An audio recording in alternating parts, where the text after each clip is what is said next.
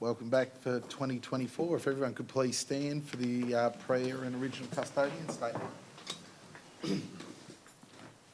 Almighty God, grant this council wisdom, understanding and sincerity of purpose for the good governance of this city. Amen. Amen. And I also wish to acknowledge the traditional owners on the land in which we stand and pay my respects to their elders, past, present and emerging. Thank you. We don't have any apologies this evening. Nope. Confirmation of minutes. Can we get a mover that the minutes of the scheduled meeting held on the 4th of December 2023 be confirmed? Councillor Jelly, a seconder. Councillor Ziegler, all those in favour? Passed unanimously. Item 4, declaration of conflicts of interest. Do we have any declarations this evening? No? Beautiful. Item 5, the mayoral presentation. Well, welcome back everyone. First meeting for 2024. It's already been a big year for our city. In January, a busy start. Premier Speedway hosting the Classic and the Australian titles. We saw Aaron Renzel become the first American Classic winner since 2015. And Lachlan McHugh won the Australian Sprint Car title. And for the titles, it was actually great to see Channel 7 broadcasting Warrnambool across the country. It was actually really, really exciting. Thank you to Michael Parry and his team and the board for all the and all the volunteers for all the work they do to bring for this event, not only for you but for the flow-on effects it has from Warrnambool. This weekend we saw the 108th Melbourne to Warrnambool Cycling Festival. There are 172 riders and 267 kilometres undertaken. Managing to make it to every other position on the podium. It was actually great to see Michael O'Brien finally win a Warnie. Saturday night was also special to see the first Warrnambool rider ever to win the event in 1986, Michael Lynch, be inducted as a legend. And Sunday saw the women's race for the women's Warnie, which was over 160 kilometres from Colac to Warrnambool. That was really, really exciting as well. And again, the exposure we got on SBS and the coverage, thanks to Shane Wilson, Richard Adams and the team who bring this event and this exposure to Warrnambool. It's really, really exciting. We've also seen in January as well, we had our citizenship ceremony and the Citizen of the Year Awards, and it was great to see Tom Richardson and all the other award winners on Tuesday night. Every event's important, and whether it's been or it's up and coming for 2024, I'd like to say a big thank you to all the community groups for all the work you do in bringing different events and experiences to our city. For council this year, we have an exciting year, some exciting projects coming up. The aquatic strategy is progressing well. The sale yards land use works happening. West Warrnambool Neighbourhood House is underway. Briley planning and many other projects. So welcome to our first meeting, and let's move into public question time. Do we have any public questions? Through you, Mayor, we have no public questions submitted for tonight's meeting. Beautiful. We'll move on to section 7, the reports. 7.1, the Chief Executive Employment and Remuneration Policy 2024. Thank you, and through you, Mr Mayor. The Local Government Act requires that Council have a CEO Employment and Remuneration Policy. The policy was due for review and minor changes and improvements have been drafted by the Manager of Governance. At the same time, a review of the CEO Employment Matters Committee terms of reference was also undertaken, again by the Manager of Governance, with minor changes and refinements made. So the recommendation before Council's in 4 parts. The first 2 effectively revoking previous documents, and the actions or items 3 and 4 being the adoption of the new documents. Thank you. Any questions on that before we look for a mover? Do we have a mover? Councillor Taylor. Thank you, Mayor Blaine. I'd like to move the motion that Council revoke the Chief Executive Officer Employment and Remuneration Policy adopted on the 6th of December 2021. Secondly, revoke the Chief Executive Officer Employment Matters Advisory Committee terms of reference adopted on the 4th of December 2023. Thirdly, adopt the Chief Executive Officer Employment and Remuneration Policy 2024. And fourthly, adopt the attached Chief Executive Officer Employment Matters Advisory Committee terms of reference as per the officer's recommendation be accepted. Thank you, Mayor Blaine. Thank you, Councillor Taylor. Do we have a seconder for that? Councillor Ziegler. Councillor Taylor, do you wish to speak? Thank you, Mayor Blaine. Yes, the Chief Executive Officer in the Employment and Remuneration Policy has been reviewed and a number of changes have been made to bring the policy, the Chief Employment Matters Advisory Committee terms of reference and the CEO contract into alignment so that there is a consistency across all three documents. Changes have also been made to add greater clarity, correct typos and align with legislative requirements and improved processes. Thank you, Mayor Blaine. Thank you, Councillor Taylor. Councillor Ziegler. Yes, Mayor. Basically, this is a question of housekeeping, keeping things in order. I'm happy with that. Thank you, Councillor Ziegler. Is there any other councillor who wishes to speak? Councillor Paspaliaris. I just wanted to add that some of the changes reflect composition of the committee, which now explicitly states that between 1 and 6 additional councillors can be appointed by council. So this council had decided for all councillors to be part of the committee. However, a new council may adopt a different number of additional councillors. And it also outlines the role of the independent chair in greater detail. So, yes, happy to support the amendments. Thank you. Thank you, Councillor Paspaliaris. Councillor Taylor, do you wish to close? No, thank you, Mayor Blaine. All right. With everyone has spoken, we'll put the motion to the vote. All those in favour? Passed unanimously. Move on to item 7.2, use of artificial intelligence policy 2024. Mr. Mason. Thank you. Artificial intelligence is obviously a huge issue facing society, and we are starting to see impacts on council activities.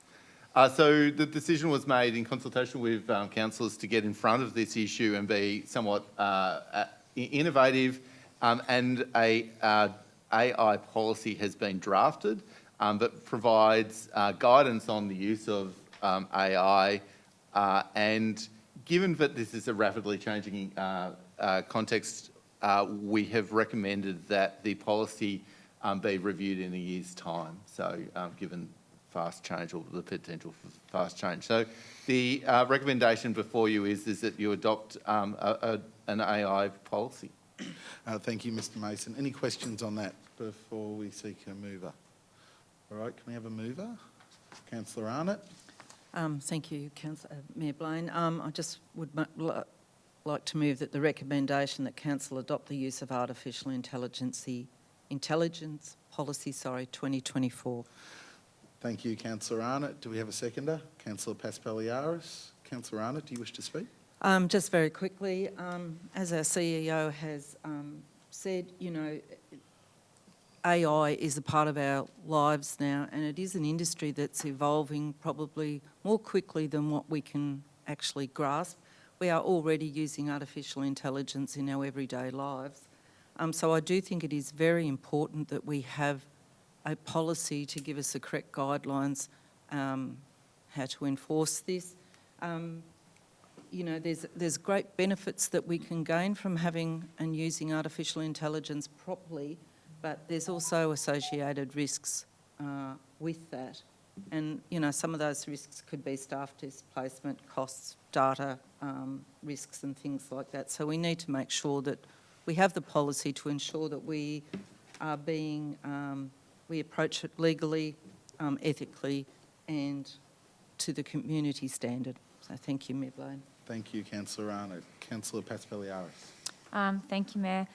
There's, as has been stated, there's obviously a growing place and need for AI within most people's or a large portion of people's lives, and certainly within large organisations like council.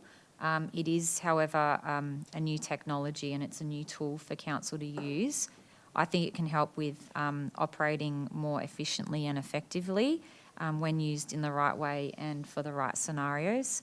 But obviously there are ethical questions to consider. There are, as stated by Councillor Arnott, security and safety questions to consider. And I think that the council undertaking the task to formulate a policy with regards to AI is a step in the right direction. And I do obviously appreciate that the technology and its application requires thorough and regular review, as will this policy. So I'm happy to support this policy and what will inevitably be an ongoing but quite an exciting process and evolution. Thank you, Councillor Paspaliaris. Any other councillor wish to speak? Councillor Ziegler?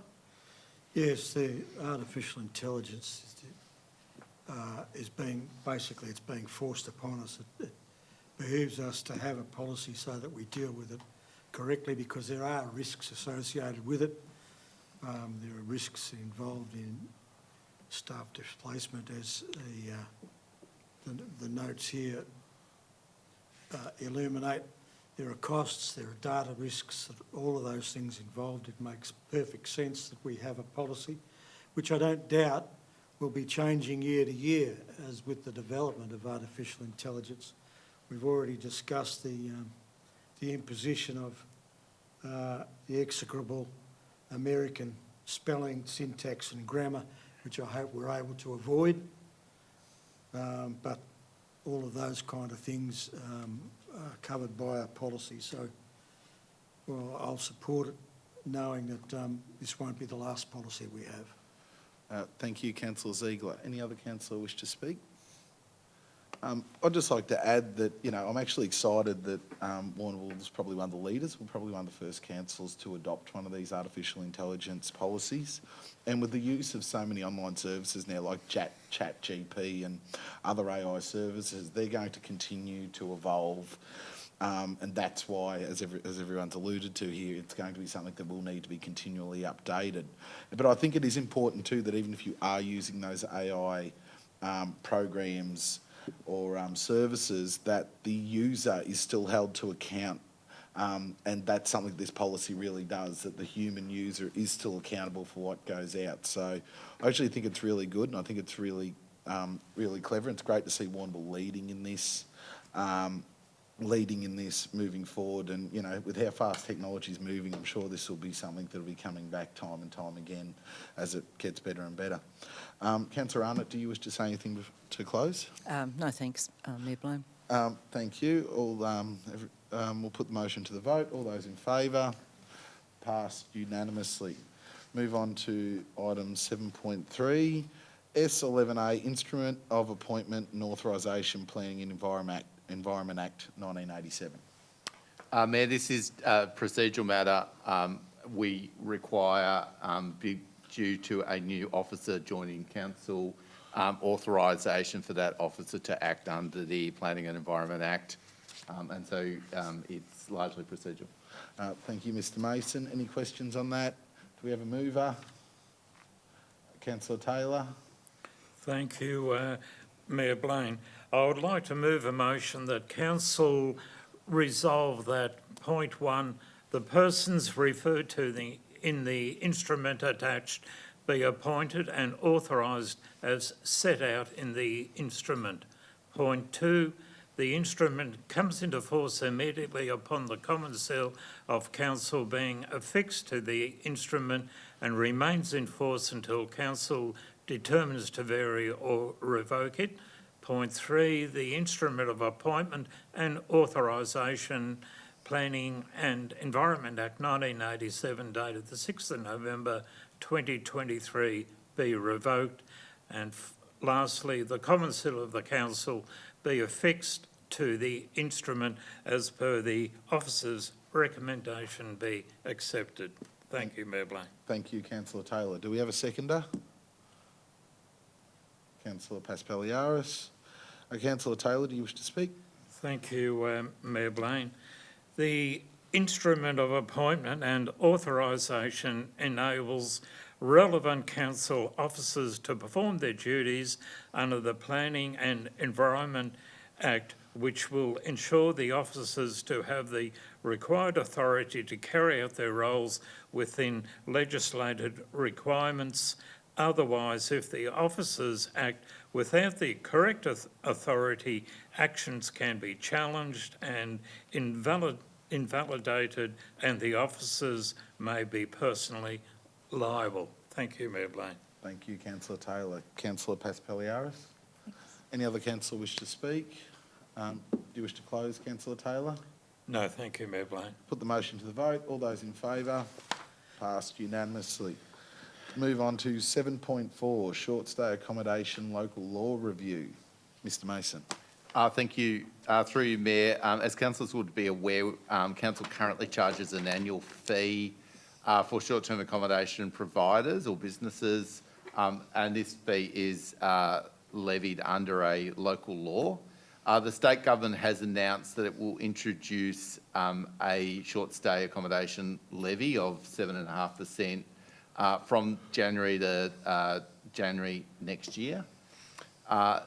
That state government has also indicated that it will not be possible for local councils to charge an additional fee in addition to their levy. And it is therefore recommended that council not charge a short stay accommodation fee this calendar year, and that we begin the process of revoking the existing local law. Thank you, Mr Mason. Any questions on that? Do we have a mover? Councillor Arnott. Thank you, Mayor.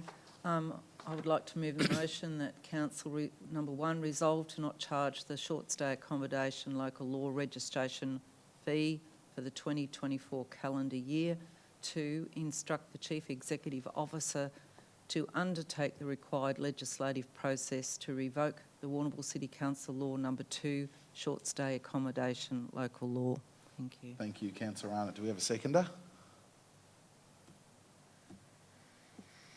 Councillor Akush. Councillor Arnott, do you wish to speak? Yes, I will. Thank you, Mayor Blaine. Okay.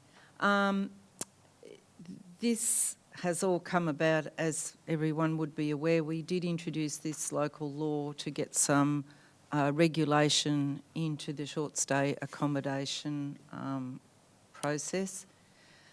The state government has come out and said that they are introducing a new state-based levy of 7.5%, which will be introduced in January 2025.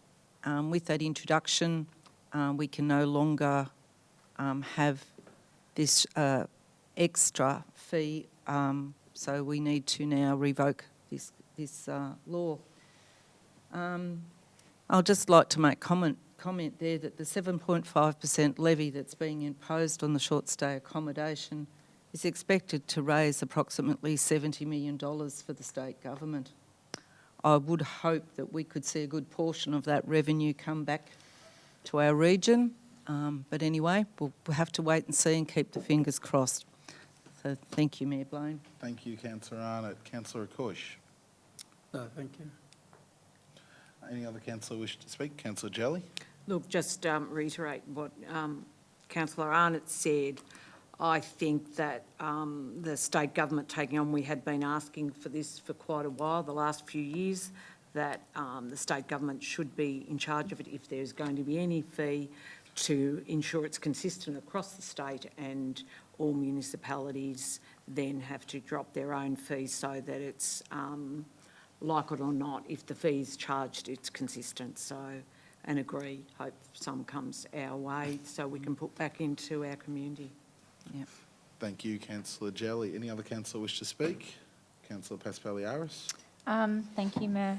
The local law was introduced to fill a gap in legislation at other levels of government, and of course, as stated, the Victorian State Government is going to introduce a short stay levy starting next year in 2025. But it's my view that the council levy should remain for this calendar year and then be revoked end of this year in preparation for the state government levy to be introduced, as obviously they cannot and will not be in play at the same time. Thank you. Thank you, councillor Paspaliaris. Any other councillor wish to speak? I'd just like to add that I actually think it's good that we don't charge the Airbnb owners. We've seen the challenges, especially for accommodation providers over this summer, where things haven't been as as buoyant as they have been in previous years, and there are challenges with providing accommodation in the city. It's great. The main reason we did introduce this levy was because the state hadn't entered this space, and now it's legislated.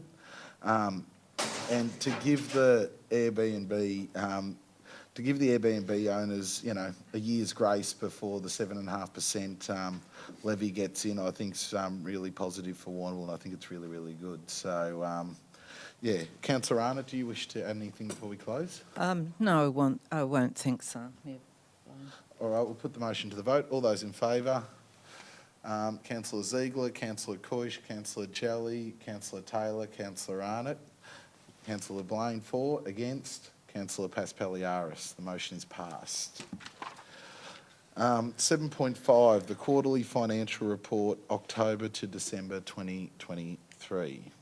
Mr Mason. Thank you, through you, Mayor. The quarterly finance report for October to December is presented. Report shows council remains on target in meeting its budget, and the recommendation before you is that you receive the finance report. Thank you, Mr Mason. Any questions on that? Can we get a mover? Councillor Paspaliaris. Thank you, Mayor. I move that the quarterly financial report for the period October to December 2023 be received. Thank you, Councillor Paspaliaris. Do we have a seconder? Councillor Ziegler. Councillor Paspaliaris. Thank you, Mayor. So the report shows an overall unfavourable position of 291,000. Whilst there are consistent challenges with resources associated with early learning centres and preschools, they are operating at or near capacity and performing well financially speaking. So a credit to those in charge and working in those areas, because that must be quite difficult to sort of accomplish those results from an operational and financial perspective. The remaining savings are in salaries across other departments. The unfavourable component has resulted from a couple of unforeseen expenses, so the September 2023 storm damage costs, and there have been some associated increases in costs with waste disposal. I think that will be part of some budget discussions coming up. Another unexpected cost comes with the WCC's ward review in preparation for council elections this year, so council has to bear some of the cost for this mandatory review. That's it, thank you. Thank you, Councillor Paspaliaris. Councillor Ziegler. No. Any other councillor wish to speak? No. We'll put the motion to the vote. All those in favour? Passed unanimously. Item 7.6, award of contract to 2024-16 Briley Rec Reserve Eastern Oval redevelopment electrical and lighting construction works. Mr Mason. Thank you, Mayor. This is a positive report. As councillors would be aware, there was a decision made to split the lighting and electrical component out of the Briley Recreation Reserve contract, largely on the basis that we believe that we could achieve better value for money. Tenders were advertised for this work, and pleasingly we received a number of tender or contract or tender applications, and the resulting recommendation is that you award a contract as outlined in the recommendation, and it is positive, a positive financial result for council compared to if we proceeded as with the original contract. Thank you, Mr Mason. Any questions on that? Can we have a mover? Councillor Taylor. Thank you, Mayor Blaine. I'd like to move that council point 1, award contract number 2024-016 Briley Recreation Reserve Eastern Oval redevelopment, electrical and lighting construction to Simon Lucas Electrical Services Proprietary Limited for the tendered amount of $405,839 excluding GST, with a total delegated award value of $400,046, $422.90 including GST. Now, point 2, accept the schedule of rates offered to undertake any extra works over and above the lump sum price if required, provided that additional works can be accommodated within the project budget. Point 3, authorise the Chief Executive Officer to sign, seal and vary the contract as required as per the officer's recommendation be accepted. Thank you, Mayor Blaine. Thank you, Councillor Taylor. Do we have a seconder? Councillor Paspaliaris. Councillor Taylor. Thank you, Mayor Blaine. As part of the Briley Recreation Eastern Oval redevelopment request for tender contract in August 2023, it became apparent that by tendering the electrical and lighting component would be far better value for money as a separate contract. Thus, the submission received from Simon Lucas Electrical was far more suitable for the redevelopment financial situation. Thank you, Mayor Blaine. Thank you, Councillor Taylor. Councillor Paspaliaris. Thank you, Mayor. So pretty much the Eastern Oval redevelopment had a budget of $2 million in total, so $1 million from the government and $1 million matched from council. As was stated, the original sort of full package, including pitch development and electrical and lighting, was, I think, way too much in terms of the project officer's assessment. So it was deemed better that the electrical and lighting component was actually separated and a separate tender was put out. So the $450,000 or so that this will cost is the best option at this stage, and it's coming from a reallocation of $150,000 from Recreation Capital and forecast savings from sports pitch renewal and the remainder from open space reserves, which I've been assured should cover the costs. And I also understand that this needs to get going in a very timely manner to ensure completion of lights and electrical will coincide with finished pitches and the grounds, therefore avoiding delays. I do also support this tender award and am very pleased that it is going to a local business. So that's even better for me. Thank you. Thank you, Councillor Paspaliaris. Any other councillor wish to speak? Councillor Ziegler. Yes, I'd like to reiterate that I'm pleased that it's going to a local contractor. I think that's fantastic. I'm glad that the local contractor has been able to meet the obligations of the tender. That's terrific news for the town and for the business. I'd also like to offer thanks to Councillor Paspaliaris, who sought clarification on the details of the tender during the research period prior to the forming of the motion. Thank you, Councillor Ziegler. Any other councillor wish to speak? I'd just like to add too, I think it is a great result. Letting of the tender has made a saving, and I think it is going to result in a better outcome for the Oval, and it is exciting that it is a local contractor undertaking the tender, as my fellow councillors have said. And, you know, it's going to be it is a really exciting project that is in partnership with the state government. Councillor Taylor, do you wish to close? No, thank you, Mayor Blaine. All right, we'll put the motion to the vote. All those in favour? Passed unanimously. Move on to item 7.7, Flagstaff Hill Reimagine, Vision and Opportunities Plan Draft Report. Mr Mason. Thank you, Mayor. This report presents the Flagstaff Hill Reimagine Vision and Opportunities paper for adoption. This report is coming to you following a period of community consultation in relation to a draft plan.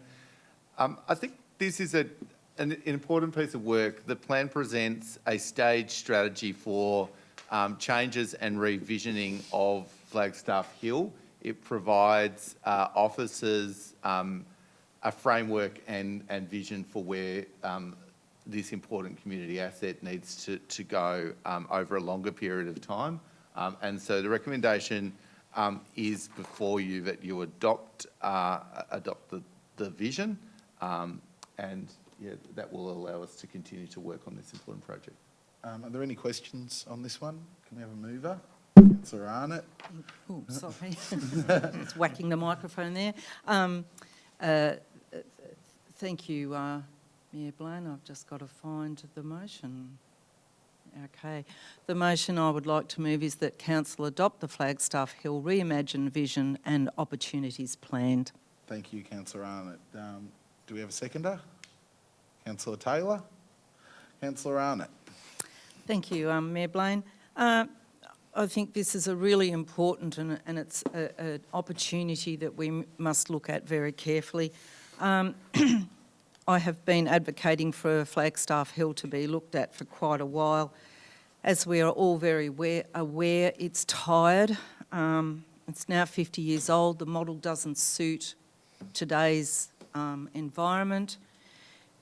The buildings need work. We have declining visitation numbers, and it's just not driving visitors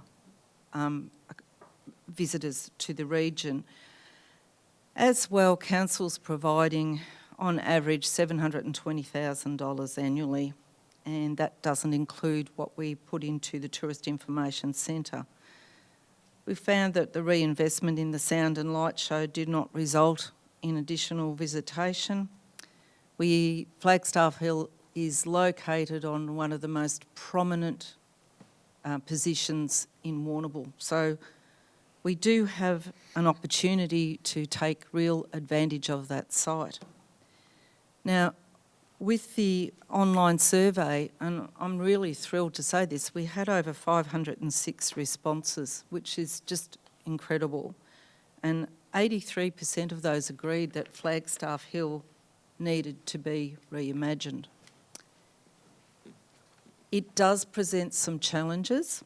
Number one, it's Crown land, and with it being owned by Crown land, we do have some issues with the Minister needing to increase the lease term. We also have arising the creation of the Great Ocean Road Coast and Parks Authority, GORCAPA, and their role as a potential land manager of coastal Crown land in Warrnambool may present difficulties. However, aside from those difficulties, if we want to be looking towards the future, if we want to create a better tourism destination, we need to be able to adopt this plan. I just feel that Council cannot keep bleeding money into a facility that's in such a decline. So we need to get involved, adopt this plan, and as our CEO has said, it is a plan that can be staged. Yes, it is going to take some work, but I think it can be well and truly perceived. So I fully support this new vision. Thank you, Councillor Arnott. Councillor Taylor. Thank you, Mayor Blaine. I was very interested in all of Councillor Arnott's comments and endorse a lot of her comments, but I believe I have the answer to all of her comments. Life is change, and the draw card of tourist attractions is change. The days of sailboats sitting in the water pond at Flagstaff Hill are no longer an attraction to Flagstaff Hill. It has been identified in the Reimagined Vision and Opportunities Plan that a geothermal wellness and heated water spa park would be a preferred option to secure the future of Flagstaff Hill as a major tourist attraction. Warrnambool lies at 38 degrees south of the equator, as I ask many people, and nobody knows where 38 degrees north is. So it runs right through the middle of the Mediterranean Sea. So why not envisage Warrnambool as the number one Australian Mediterranean geothermal wellness and spa attraction, along with the already successful Deep Blue Spa Resort. This potential attraction would surpass most other Victorian tourist attractions and promote and market Warrnambool as a most desired place to stay and visit in Australia. Undoubtedly, a business case proposal will have to be conceived to identify this drawcard, along with new lease terms for the site and invite financial contributions from the private sector. Thank you, Mayor Blaine. Thank you, councillor Taylor. Councillor Jelly. Look, yeah, I thank the community and industry and everyone giving the feedback. We often ask for feedback and no one gives, or only a few do. And people all had their opinions, and it's great that so many let us know what they thought. So that's really important, and so congratulations to everyone on that.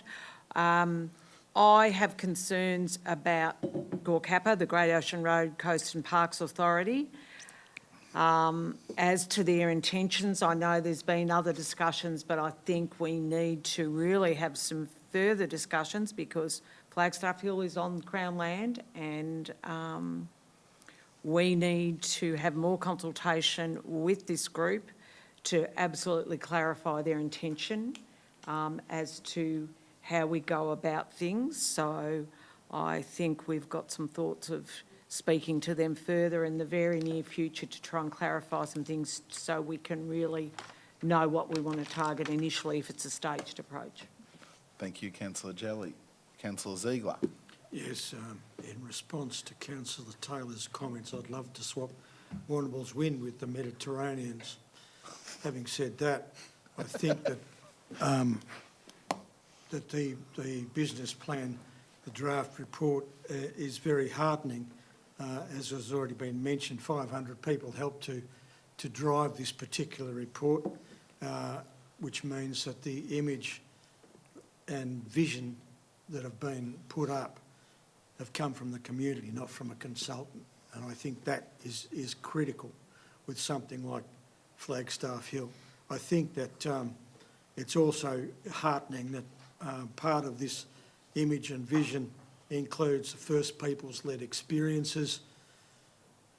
But I'd also like to people to remember that there are elements of Flagstaff Hill which are incredibly valuable and important museum-type pieces and artefacts that need to be looked after in any new vision and image.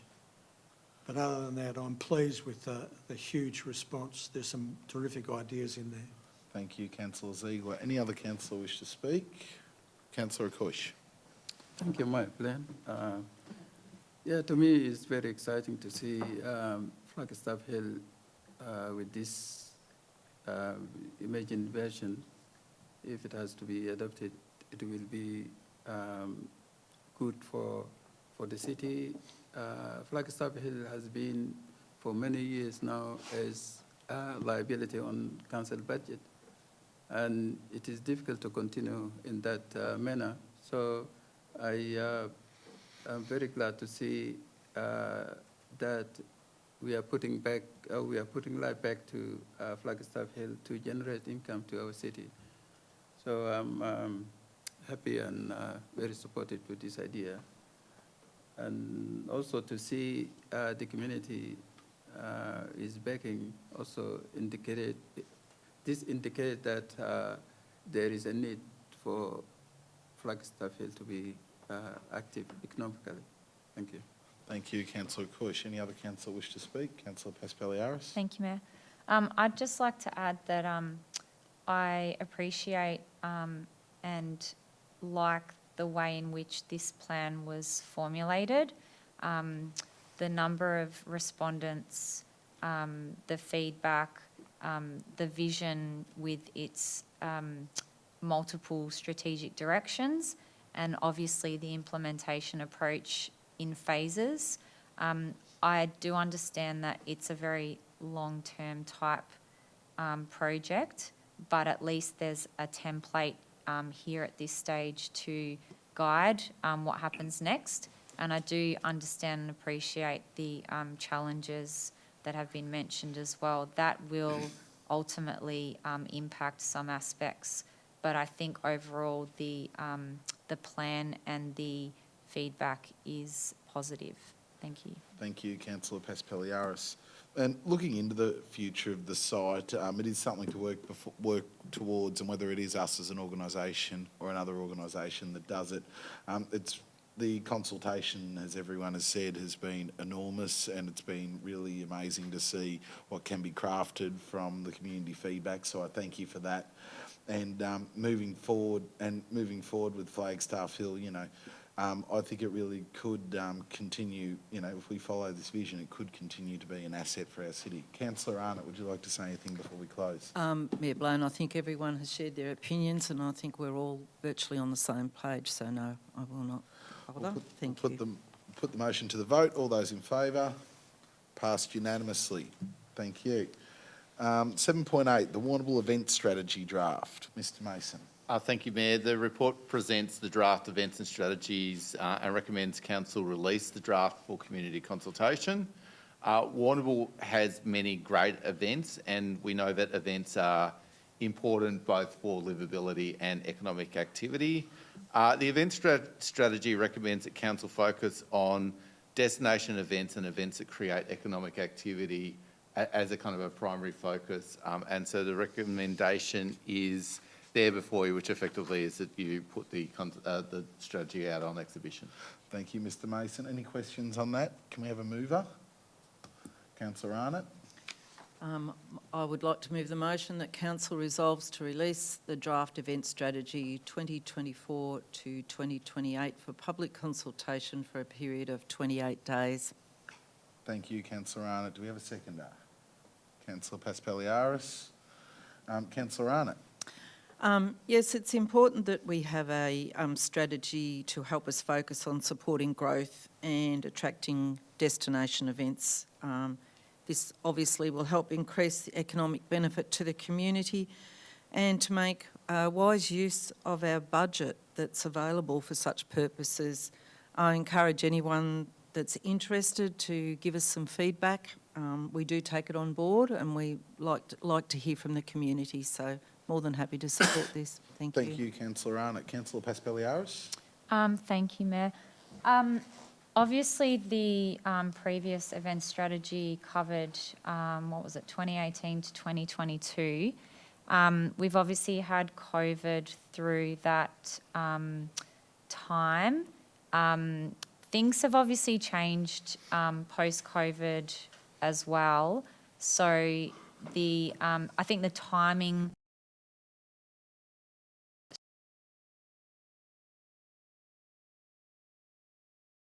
considered that we're possibly in a bit of limbo for a while there with COVID and whatnot. So it's really important to be mindful of people's interests possibly having changed, their spending having changed, their travelling having changed. All of these sorts of things really have been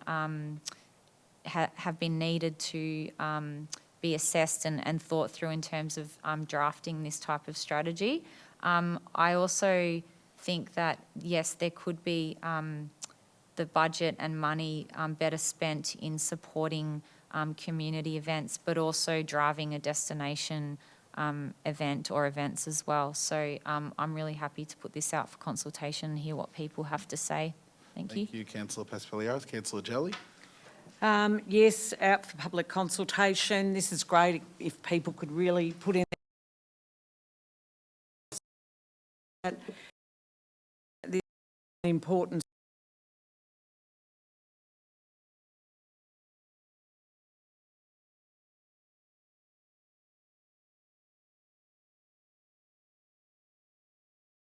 of our economy, event for our to attend and enjoy that are local, low cost and nurtured within the community too.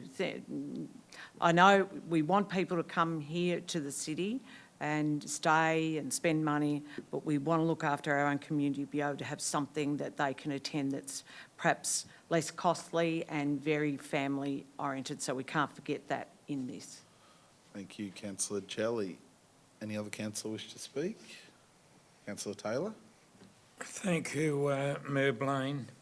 Events are a key driver in economic activity that attract added and new revenue into the local economy, attract overnight visitors to stay longer and showcase Warrnambool's destination brand of this great city's lifestyle experiences. So I fully endorse this strategy going out for public consultation. Thank you, Mayor Blaine. Thank you, Councillor Taylor. Councillor Ziegler? Yes, each of the speakers has mentioned the economic returns that are due through the events strategy and whatnot, but I'd like to remind folks that it's all also about enrichment of cultural life and enrichment of the lives of the residents of here. It's not only about the economics.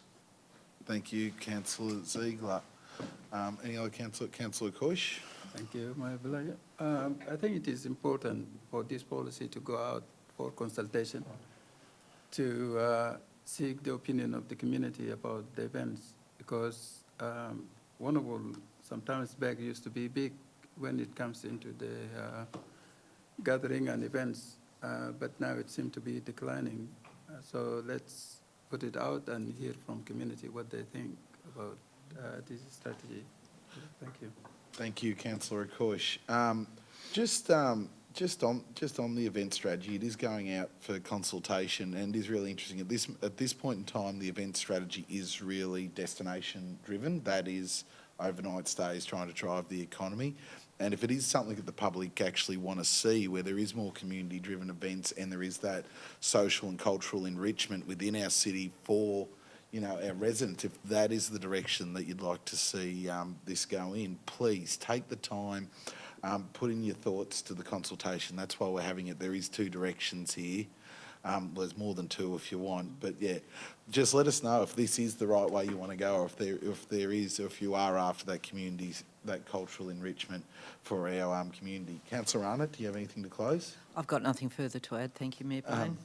Put the motion to the vote. All those in favour? Passed unanimously. Moving on to 7.9, the business case, the new Warrnambool Art Gallery. Mr Mason. Thank you, Mayor. This report recommends that Council endorse the business case for the new art gallery at the existing site. And it acknowledges community feedback on a preference for a design at that site. I think that this business case effectively means that we now have a tool to pursue external funding for this. I don't think that we're under any illusion that this is a project that can be funded by council alone. This will be a project that requires significant state and federal government, and it could be quite some time given economic circumstances before we get that. But at least we've got an idea of what we want to do, and we've got the tool and the business case to support any future funding applications. So recommendation is there in three parts before you. Thank you, Mr Mason. Any questions on that before we look for a mover? Do we have a mover? Councillor Taylor. Thank you, Mayor Blaine. I'd like to move a motion that Council endorse the preliminary business case for a new Warrnambool Art Gallery on the Liebig Street site. Point 2, that council acknowledge a preference identified through the consultation process for concept design option 2, and that this be used to inform future design development. Point 3, that council pursue external funding opportunities for the art gallery when and if they arise. As per the officer's recommendation be accepted. Thank you, Mayor Blaine. Thank you, Councillor Taylor. Do we have a seconder? Councillor Arnott. Councillor Taylor. Thank you, Mayor Blaine. Community feedback has identified that there is support for a new gallery and has identified preferred concept to move to the next stage, which would enhance Warrnambool as a major tourist and educational attraction and a stimulus for the economic investment in the region. Thank you, Mayor Blaine. Thank you, Councillor Taylor. Councillor Arnott. Thank you, Mayor Blaine. We have an opportunity here now to actually pursue funding in the future for a new art gallery. It is not going to be something that rises very quickly out of the dust. We're looking very far into the future. And it won't be achievable without external funding. We're going to be reliant on state and federal funding to ever get this off the ground. However, I think the plan that has been put out for option 2, I think that's a really good use of the space. We will be creating quite a solid precinct within the CBD. We've got our fabulous art gallery, library. We will have a fabulous art gallery in years to come, our CBD and everything like that. So I think it is a great opportunity. So I'm more than happy to support the recommendation. Thank you. Thank you, Councillor Arnott. Any other councillor wish to speak? Councillor Jelly. Like to acknowledge the feedback from the community and their thought of the concept 2, which I personally think is a great concept there for the area designated. As we've said, the money's not going to fall out of the sky to get us, and it will be external funding. It won't be funded by Warrnambool City Council fully for this. So it will take a long time to come to fruition, but it'll be great for the officers now to pursue anything that they feel it's appropriate externally and see what comes back. But it did show that there is community support for a new art gallery. Thank you, Councillor Jelly. Any other councillor wish to speak? Councillor Ziegler. Yes, Mayor, again, it was heartening to see so many responses from the community, well over 200. It's great that people are responding to our requests for community input to these very important issues. That's heartening. The other thing to remember, I suppose it relates to the previous motion, is it's also about cultural enrichment and protection of incredibly valuable pieces of art and artefacts that we have in the art gallery, and promoting the Indigenous element of art and creativity there as well. It's, as other councillors have said, it's not going to happen in a hurry, but it gives us a direction to pursue funding. Thank you, Councillor Ziegler. Any other councillor wish to speak? I'd just like to add that, well, it is good. The art gallery business case has finally been completed. The art gallery is definitely staying on the Civic Green. And as Councillor Jelly pointed out as well, option 2 is the preferred option, which is, you know, it's a really exciting change to the space. It's not something that council will be able to fund. It is something that we'll have to find other funding streams for, but it does give council something to work towards. Councillor Taylor, do you wish to close? No, thank you, Mayor Blaine. All right, put the motion to the vote. All those in favour?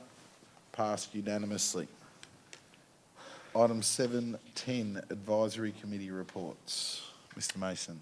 Through you, Mayor, procedural item listing the three advisory committee reports to be received. Thank you, Mr Mason. Any questions? Do we have a mover? Councillor Ziegler. Do we have, oh, sorry, do you want to read your motion? Oh, I'll read the motion, that the officer's recommendation be received. Thank you, Councillor Ziegler. Do we have a seconder? Councillor Paspaliaris. Councillor Ziegler, do you wish to speak? Councillor Paspaliaris. Any other councillor wish to speak? Put the motion to the vote. All those in favour, passed unanimously. 7:11, informal meeting of council reports. A simple recommendation that you receive the records of the informal meetings. I do have a change to add to these, and that was on the councillor records from the 29th of January 2024. It's noted that Councillor Jelly turned up late, and that should be moved to Councillor Paspaliaris. So that is just one note to change there. Do we have any other questions or comments on them at this stage? Do we have a mover? Councillor Arnott. I'll just move that the record of the informal meetings of council held on 11 December 23, 22nd and 29th January 2024 be received. With noted changes. With the noted changes. Yeah. Thank you. Do we have a seconder? Councillor Ziegler. Councillor Arnott, do you wish to speak? No, thank you. Councillor Ziegler. All those in favour? Passed unanimously. 7:12, the Mayoral and Chief Executive Officer Council Activities Summary Report. Mr Mason. Again, a simple recommendation that the activities report be received by council. Any questions? Do we have a mover? Councillor Ziegler. What is your motion? I'll move that the Maryland Chief Executive Officer Council Activities Summary Report be received. Thank you, Councillor Ziegler. Do we have a seconder? Councillor Jelly. Councillor Ziegler, do you wish to speak? No. Councillor Jelly. We'll put the motion to the vote. All those in favour? Passed unanimously. Item 8, notices of motion. No notices of motion have been received. Item 9, general business. Does anyone have any general business they want to raise this evening? Very good. Item 10, urgent business. There was no urgent business. And we move on to item 11, close of the meeting at 6:42. Thank you, everyone. Look forward to a good year.